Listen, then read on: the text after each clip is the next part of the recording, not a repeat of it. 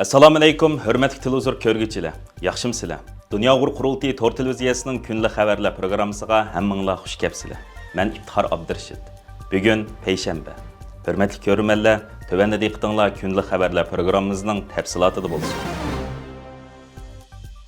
Birleşken Devletler Teşkilatı'nın yığılış ve teşkilleniş erkinligi bo'yicha alayda dokladçisi Zambiyada o'tkaziladigan Rightskon başlıqlar yığınının kechiktirilishi to'g'risida maxsus bayonot e'lon qilib, Zambiyaning munbarga sanoqli kun qolganda echilishini bekor qilishi, yig'ilish, tashkillanish va fikr erkinlik huquqiga oshkora daxl taruz qilganlik, huquq va erkinlik qilingan hujum deb ayblagan. Zambiya hukumati 2026-yili 5-may seshanbadan 8-may juma kunigacha Lusaka xalqaro yig'in markazida o'tkaziladigan Rightskon başlıqlar yig'inining kechiktirilganligini yig'in boshlanishga faqat necha kun qolganda e'lon qilib, yig'inning barliq tayyorlik jarayonlarining davlat tartibi, diplomatik kelishimlarga kapolatlik qilish uchun qo'shimcha vaqt talab qilganligini, talab qilingan ba'zi so'zlaguvchilar va qatnashuvchilarning boshqarish va bexatarlik tekshirishlarining hozirgacha tamomlanmaganligini ve bu jarayonlar tamamlanğıcha yig'inni davomlashtirish Zambiyaning bekitilgan qoida tuzum ramkasiga yoki sahibxon davlat sifatida mas'uliyatiga mos kelmaydiganligini sabab ko'rsatgan bo'lib, amaliyotda bo'lsa Zambiya Xitoy bilan 4-oyning 25-kuni taraqqiyot va hamkorlik kelishimi imzolagan.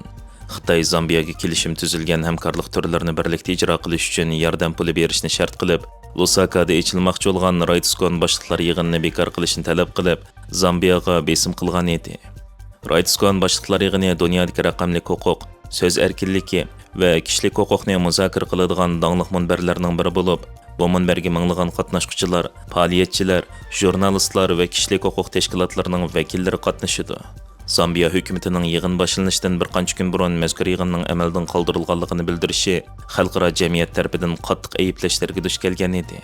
Birleşken Devletler Teşkilatı'nın 4-may e'lon qilgan bayonotida Zambiya Pan-texnik Ministerligi texi ishga ilgari bu faoliyatni qo'llaydiganligini oshkora e'lon qilgan bo'lsa-mu, ammo faoliyatning echilishiga bir haftadan oz vaqt qolganda tuyuqsiz bu yig'inni amaldan qoldirishiga davlat tartibi, diplomatik kelishimlarga kapolatlik qilishning sabab bo'la olmaydiganligini, bu axloqsizlikning qalayimqanchilik sabab bo'lganligini o'ttirib qo'ygan. Birleşken Devletler Teşkilatı bayonotida tinch yig'ilishga qo'yilgan har qanday cheklama qonunga, sebebi aniq va nisbat o'lchimiga uyg'un bo'lishi kerak. Zambiya hukumatining qarori har jihatdan mag'lub bo'lgan bir qaror. Zambiya doiralari muhim uchurlarni umumyuzlik oshkorlashni talab qilish orqali yig'ilish, uyushish va fikr erkinligi huquqiga oshkora daxl taruz qildi. Bu ahvol davlatga qarshi fikrni bostirish uchun hukumatga keng doiralik huquq berdi va keng ko'lamda yomon ta'sir paydo qilib, raqamli huquq harakatiga cho'nqur ziyon soladi. Zambiya hukumati bu yig'ilishni to'sish orqali dunyoviy aloqa va o'rtaq tanishning shakllanishiga to'sqinlik qilib qolmay yana minglagan kishilik huquq qo'g'duvchilari, olimlar va puhraviy tashkilotlarning ovozini bostirishga urinib, bu tuyuqsiz bekor qilish orqali bu yig'inga mablag' solgan yuzlagan faoliyatchiga eg'ir yuk kelib keldi va bu qaror dunyo miqyosida xalqaro yig'ilishlarning bexatar o'tkazilishiga qarta intayin andishalik bir ulgu yaratdi. Zambiyaning bu harakati xalqaro jamiyatga tinch yig'ilish va uyushish huquqining siyosiy tekshirish va majburiy cheklashga duch kelayotganligini ko'rsatib berdi. Xalqaro jamiyat bu chekinishga qarshi turishi kerak. Xalqaro yig'ilishlarni qo'g'dash diplomatik kelishim masalasi emas, balki erkin dunyo barpo qilish uchun suhbatlashishga bo'lmaydigan talab. Dunyo Uyg'ur qurultiyining Angliya vakili Angliyadagi Uyg'ur irqiy qirg'inchiligini to'xtat nomli tashkilotning boshlig'i Rayma Mahmud 1-may diplomat jurnalda maqola e'lon qilib, Angliya parlamenti Uyg'ur irqiy qirg'inchiligini to'nigandan buyon oradan 5 yil o'tdi. Ammo amaliy harakat oz bo'ldi degan o'tir qo'yib, Angliya hukumatini amaliy harakat qilishga chaqiriq qilgan. Rayma Mahmud maqolasida Angliya hukumatining Uyg'ur irqiy qirg'inchiligini e'tirof qilishi muhim va tarixiy voqeaga ega ekanligini ta'kidlab, ammo hozirgacha amaliy harakat ilib bormaganligini, hukumatning strategiyalik, uzun muddatlik va Xitoyning siyosatlarini o'zgartirishga majburlaydigan qadamlarni bosmaganligini ayblagan. U maqolasida yana Angliya parlamenti buningdan 5 yil burun Xitoy hukumatining Sharq Turkistonda Uyg'urlar va boshqa Turkiy xalqlarga qarshi irqiy qirg'inchilik ilib berayotganligini birdek ovoz bilan to'nigan edi. Ayni vaqtda bu qaror kam uchraydigan siyosiy aniqlikdan bishorat berib, zulmning ko'lamini emas, balki uning sistemalik va davlat tarafidan boshqariladigan xarakterini e'tirof qilgan edi.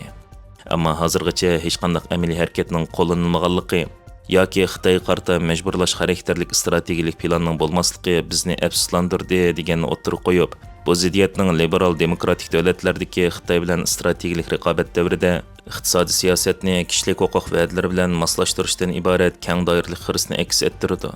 E'tirof qilish bilan harakat o'rtasidagi farqning ro'shan oqibatlari bor. Bu kishilik huquq va'dalarining ishonchliligini ojizlashtirib, majburiy emgak sistemalarining dunyo bozori ichida davomli ishlashiga yo'l qo'yadigan odil raqobatni burmalab, ta'minlash zanjiriga ekspluatatsiyani singdiradigan xatarlik oqibatni keltirib chiqaradi degan bo'lib, Angliya hukumatining Xitoy siyosatidagi kamchiliklarini tanqid qilgan va hukumatni Uyg'urlar uchun amaliy qadam bosishga chaqirgan. Amerika Xitoy ishlari alayda komiteti guvohlik anglash yig'inida Xitoyning ta'minlash zanjirini to'xtatish orqali kelgusida dunyo tovar bozorining bexatarligi va muqimligiga zo'r xavf olib kelish ehtimolligiga ega ekanligi o'tirib qo'yilib, Amerika hukumatini ishki ishlab chiqarishni kuchlantirish va Xitoyga qarshi tadbir olishga chaqiriq qilgan. Amerika parlamentida o'tkazilgan guvohlik anglash yig'inida so'z qilgan Amerikaning xalqaro savdo, iqtisod va davlat bexatarlik siyosatini shakllantirishda boshlamchi bo'lib kelgan Oqsaroyning Amerikada ishlab chiqarishni ilgari surish ishxonasining mudiri, xalqaro savdo ishlari muavin ministrining yuqori darajalik maslahatchisi Liviya Shimavanian so'zida Xitoy dunyodagi xom neftdan tortib soya purchiqigacha bo'lgan nurg'un tovarlarning eng cho'ng setib olg'uvchisi. Shundaqla nurg'un kasblarda pishiqlab ishlash va ayrish sohasida sanoat sohasi uchun xom materiallarni ishlab chiqarishda ustunlikni egallab kelmoqda. Biz qayt ko'rganimizdek, ishlab chiqarish omillariga ega bo'lish davlat bexatarligi masalasi va bu ko'pincha xalqaro tovar bozorlarida o'zini ko'rsatmoqda. Yana shundaqla Xitoy shirkatlari neftdan purchoqcha tovarlarning asosli setib olg'uvchisi bo'lib qolmay, yana o'zining ta'minlashni to'xtatish va og'ir shart qo'yish iqtidorini ko'rsatdi.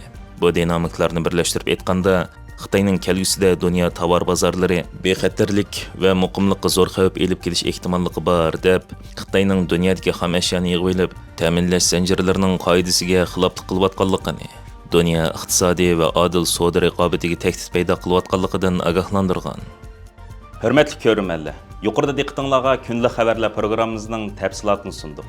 Kelar qatimliq sonimizgacha ko'rishgich omon bo'lgaysizlar. Stansiyamizning YouTube kanaliga a'zo bo'lishni unutmang. Xayr xo'sh.